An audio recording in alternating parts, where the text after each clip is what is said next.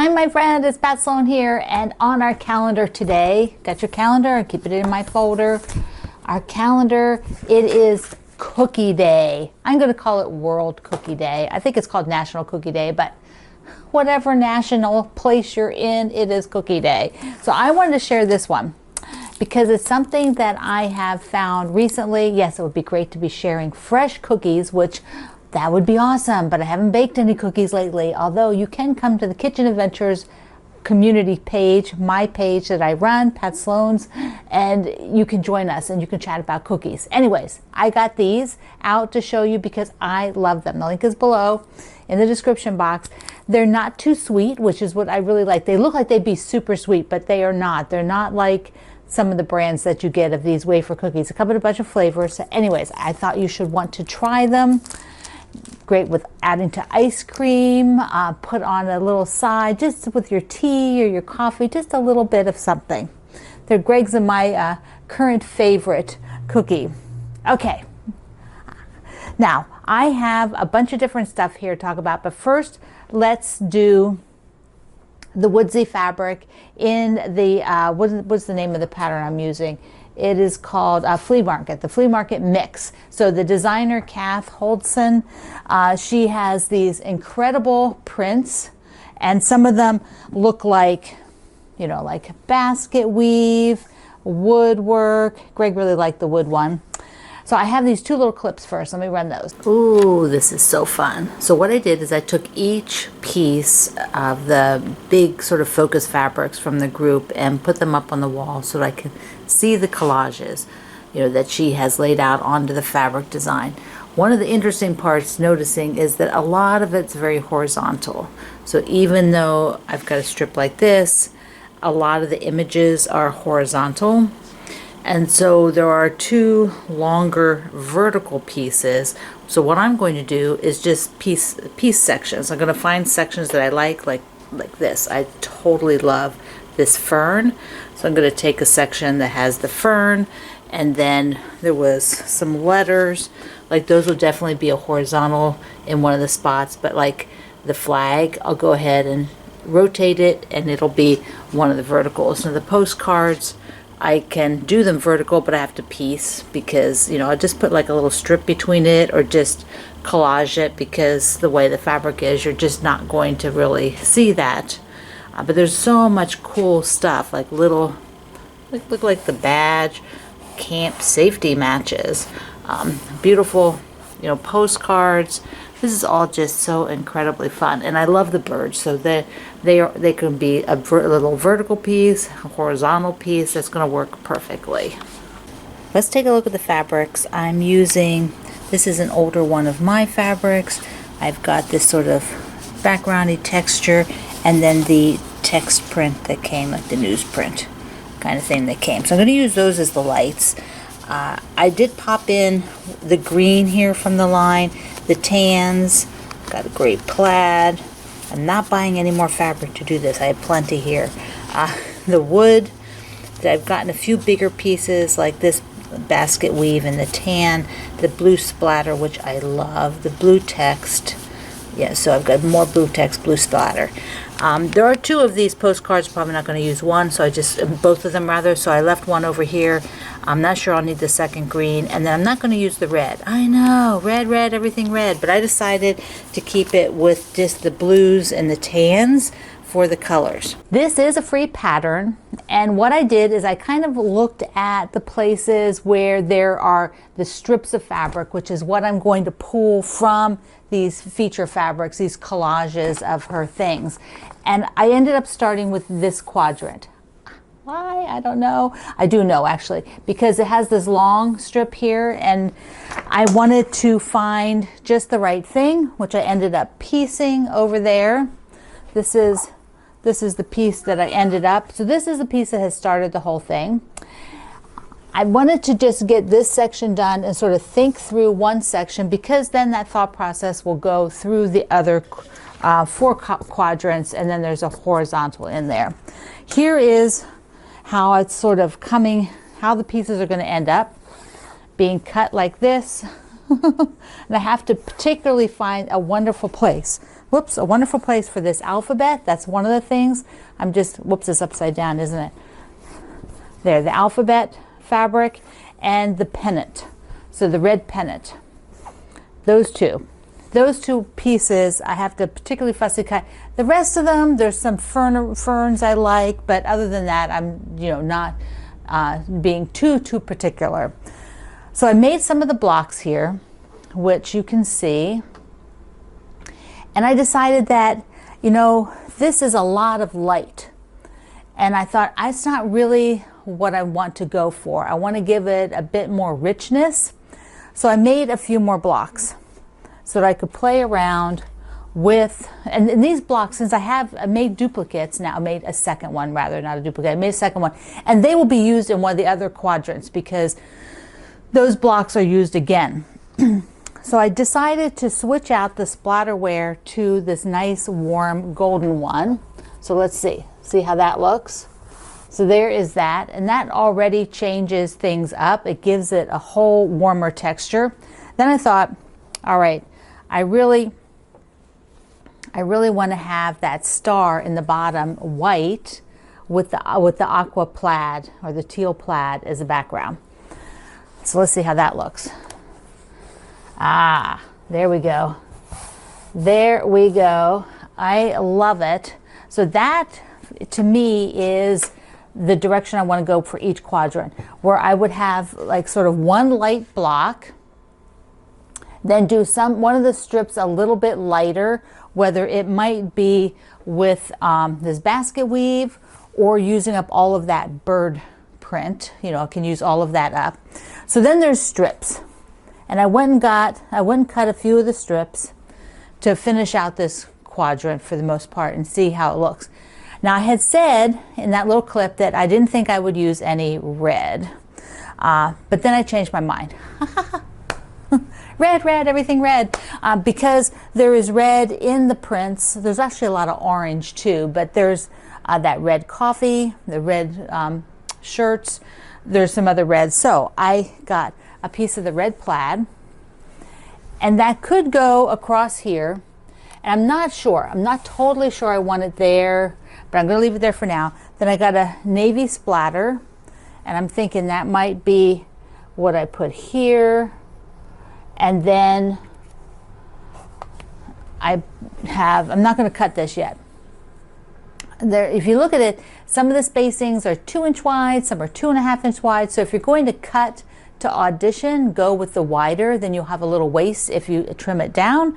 But if you cut it smaller and you end up not using it, I find that it's better to go a little bit big and give myself that option. I have an option of which way I want to go. So I'm going to put this one on the bottom and just see how it looks. So we go all the way across, but this is close enough. All right, one of the things this effect does is there's a pretty strong line with that red plaid right across the middle like that. So I want to switch that out. See how it looks. Now this is what I do all the time. This is how you can audition and just see how things work. Now there's other reds in the line. There's two other pieces. There's a red splatterware and there's another red with word text, so you could use one of those. So I have the navy up there. Then I thought, well, what if I switch the navy and the basket print? Let's put the splatterware on the bottom like this, and the basket print on the top, so that I have the light up here. And in this particular quilt, because some of the prints are repeated a lot, I'm not going to worry if there's a basket print touching a basket print. That's done a plaid touching a plaid. It's just going to be too hard to separate them unless I were going to add more fabric, and I don't want to do that. I want to use all of this fabric. So I actually like this the best, because the red is more just a pop. It's not like a hard line across the horizontal of that block. I want the reds to be smaller. The big half square triangles, there is another quadrant where these will be used. So I will get the use out of the other half of it. Okay, So that is where I'm going with this. It has been immensely fun. I needed something to play with that I didn't have to think too hard. Well, this isn't hard for me. I find this very fun and creative and inspiring. And the shapes are all super big, easy. That makes it more fun for me. So I'm doing this later in the evenings when I just want to mess around and not be thinking about too much. So I've got that. Yes. Have a little mail call. Have this from, who's this from? This is from Elaine. Elaine sent a really pretty card dolls and a Christmas card.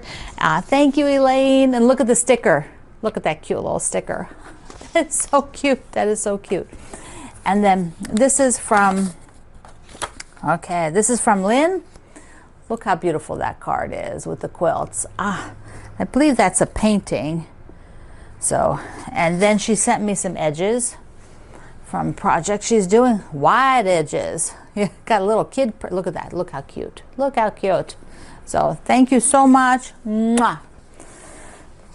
All right. I have a few other things. Besides those of you who wrote me, then I also went and looked prior to when you wrote me, because after I did the video, I thought, what is that little image up there?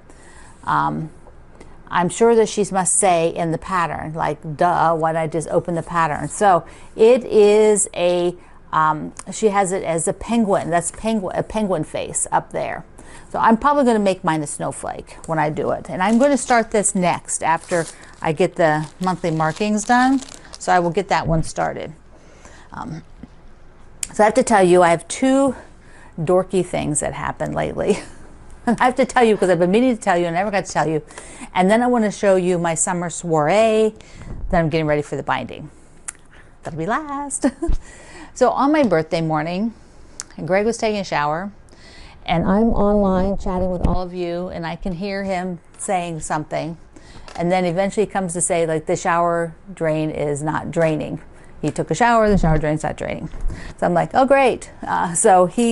This is my birthday, so he was like, okay, I'll see what I can do. So he was messing around with it, and at some point, there's water starts running down into the kitchen from the light.